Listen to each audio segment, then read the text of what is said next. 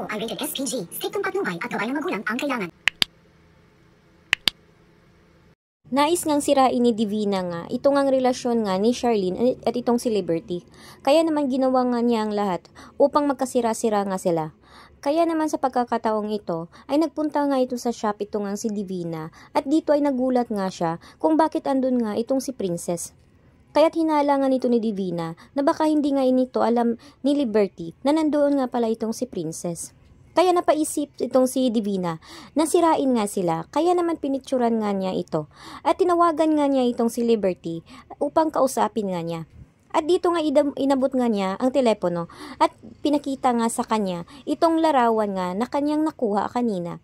At nagulat nga itong si Liberty dahil nga nakita nga niya nandoon sa shop nga itong si Princess na kayakap pa itong kanyang mami na si Charlene.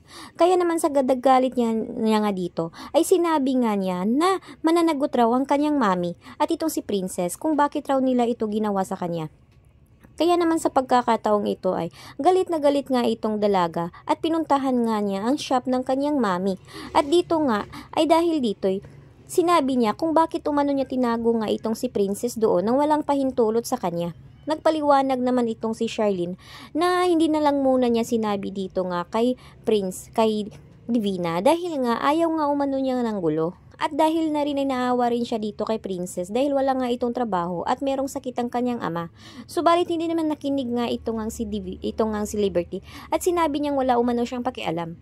Kung gusto niya ang ayaw umano ni Charlene na paalisin ito nga si Princess, ay si Liberty na lang muna daw ang aalis. Subalit hindi naman papayag na ganito ang mangyari at ayaw din itong mangyari ni Charlene. Kaya't sinabihan na nga lang niya itong si Princess na umalis na lang muna sa shop at hanapan na lang daw ito ng ibang trabaho. Kaya nalungkot na naman itong si Charlene at ito nga si Princess dahil ngayon ay wala nang trabaho nga itong si Princess at maghahanap na naman ito at dahil nga dito ay sinabi naman ni Charlene na wag umano siya mag-alala dahil hindi naman raw umano siya pababayaan nito. Kaya't naniniwala naman itong si Princess, kaya't umalis na nga lang ang dalaga upang sa gayon ay matahimik sila.